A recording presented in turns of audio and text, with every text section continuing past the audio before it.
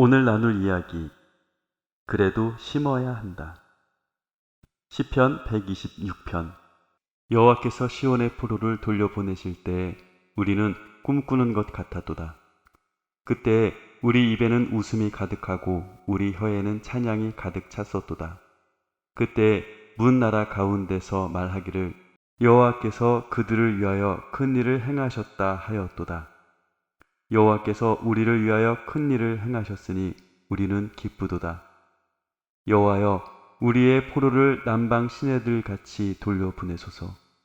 눈물을 흘리며 씨를 뿌리는 자는 기쁨으로 거두리로다. 울며 씨를 뿌리러 나가는 자는 반드시 기쁨으로 그 곡식단을 가지고 돌아오리이다. 아멘. 우리나라가 일제강점기 43년간 식민지배를 받았던 것처럼 이스라엘은 바벨론에게 통치를 받고 있었어요. 자그마치 70년. 그때에는 이스라엘 사람 중에는 똑똑한 사람들이 많아서 바벨론은 자기 나라 인재로 쓰기 위해서 많은 사람들을 끌고 갔어요. 이스라엘 사람들은 속히 나라가 회복되어 주권을 되찾기를 소망했어요. 그들에게는 약속의 땅, 언약의 성취, 아브라함의 하나님을 믿고 있었어요. 물론 그 믿음이 자기네들이 풍족할 때는 하나님을 잊어버리고 있지만 힘들고 어려울 때는 다시 하나님의 약속을 생각하면서 하나님 우리한테 이렇게 해주기로 하셨잖아요 라는 원망도 하면서 하나님을 계속 찾았어요. 풍족할 때는 하나님을 버리고 힘들 때는 하나님 앞에 기도하고 이런 일들이 늘 반복됐었어요. 너무나도 힘드니까 하나님 앞에 기도하는 사람들도 있었고 또한 이 나라 식민 통치를 받고 있는 바벨론에게 복속돼서 그 나라 신을 섬기고 그 나라에 따라다니는 사람들도 많이 있었어요.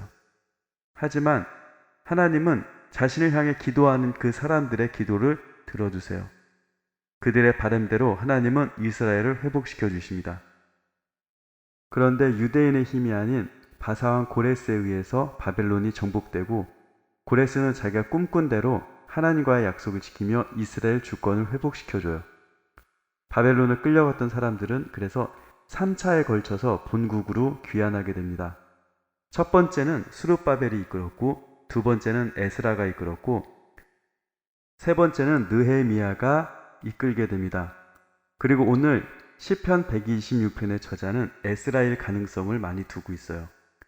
그래서 에스라가 기록한 것은 본국으로 돌아오는 기쁨.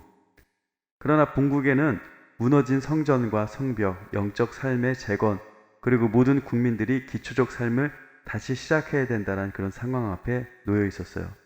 주권을 찾았지만 살아갈 길이 막막했을 거예요. 하지만 시편 저자는 약속의 땅, 그 땅에서 소망을 바라보게 됩니다. 4절까지 기쁨 가득 벅찬 마음이 전개가 돼요. 근데 갑자기 5절에서 눈물이 나와요. 그리고 그 눈물은 어쩌면 절망 중에 흘릴 수도 있고 이것이 과연 이루어질까? 이 뿌릴 씨앗을 내가 지금 볶아 먹으면 차라리 낫지 않을까? 여러 생각이 들 수 있잖아요. 그런데 그것을 뿌림으로 통해서 지금은 내가 울지만 나중에 기쁨으로 되찾을 수 있다는 소망을 던져줘요. 그래서 6절에 다시 한번 반복해서 얘기를 해요. 울며 씨를 뿌린 자는 기쁨으로 그 곡식단을 가지고 돌아온다라고 얘기를 합니다.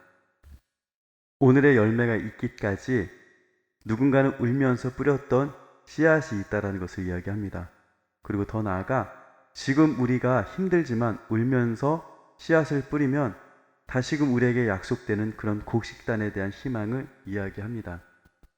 이것을 방증해 주는 것이 무엇이 있냐면 포로 시절에 그 다니엘은 동쪽 창문을 열어놓고 예루살렘을 향해 기도했어요. 그것도 하루에 3번씩. 하루에 3번 기도했다는 얘기는 하나, 둘, 셋 기도 끝 이렇게 되는 것이 아니라 하루에 3번씩 나누어서 그 시간을 정해놓고 기도했다라는 거예요. 다니엘은 그때 당시 바벨론의 공무원과 같았어요. 공무원이죠. 공무원이었는데 그 공사 다 망한 그 시간에 하나님 앞에 정해진 시간들을 지켰어요. 그 시간을 지키는 게 쉽게 지키는 게 아니거든요. 굉장히 어렵게 힘들게 지켜냈어요. 비록 나라가 망하고 아무 소망이 없는 그 시절이라 할지라도 하나님의 나라는 결코 망하지 않는다는 그 확신을 가지고 하루하루 기도했어요. 그렇게 그들은 70년 세월을 세대를 이어가며 믿음의 씨를 눈물로 뿌렸어요. 그리고 해방이라는 믿음의 추수를 하게 됩니다. 약속의 민족, 언약의 민족은 역사가 말살되는 그 순간이라 할지라도 어쩌면 바벨론 역사를 편입되기 충분했던 70년의 그 세월, 그 전에 그 역사를 보면 당시 430년간 애굽 문화권에서 아브라함의 하나님을 기억했던 그들의 역사는 세상 역사 가운데 덮이거나 묻히지 않았어요. 심지어 2차 세계대전까지 그 이전에는 지도에서도 없었던 이스라엘은 지금 지도 속에 건재합니다. 하나님의 언약 안에 있는 사람들은 죽지 않아요. 우리는 살다 보면 여러 위기 가운데 모든 것을 포기하거나 보이지 않는 내일에 더 이상 희망 고문 당하는 것을 싫어해요. 그래서 소확행, 소소하지만 확실한 행복이라고 작지만 지금 내가 누릴 수 있는 행복만을 갖는 경우가 많아요. 말하자면 인스턴트 행복, 그거라도 누리자라는 생각을 하고 길게 우리 삶을 바라보지 않는 경우가 많은 것 같아요. 우리는 과학이 발달하면서 우리의 생명은 점점 길어졌어요. 생명 연장의 꿈이 계속해서 이루어지고 있어요. 소소한 행복도 유행 따라 사라지게 됩니다. 우리는 이 유행이 끝나면 우리는 무엇을 준비하고 살아가야 될까요? 이 트렌드가 끝나면 무엇을 준비해야 될까요? 우리는 그 시간을 위한, 그 시간에 추수할 수 있는 열매를 위해서 우리는 믿음의 씨앗을 뿌려야 돼요. 어쩌면 지금 당장 즐기고 행복하게 살아가는 사람들보다 부족해 보이고 못나 보이고 답답해 보일 수 있어요. 노아가 120년 동안 배를 지었을 때 많은 사람들이 볼 때 답답해 보였던 것처럼 우리는 그렇게 답답해 보일 수밖에 없어요. 세상 사람들한테는.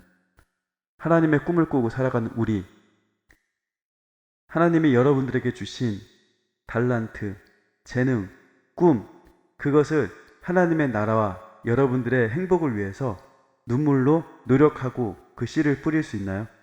그것을 가지고 기대하는 우리 친구들 될 수 있기를 바랍니다. 2020년 한 해를 추억하게 만들 수 있는 모든 시간을 코로나에게 빼앗겼어요. 마치 2020년은 코로나가 지배하는 식민지처럼 우리는 살았어요.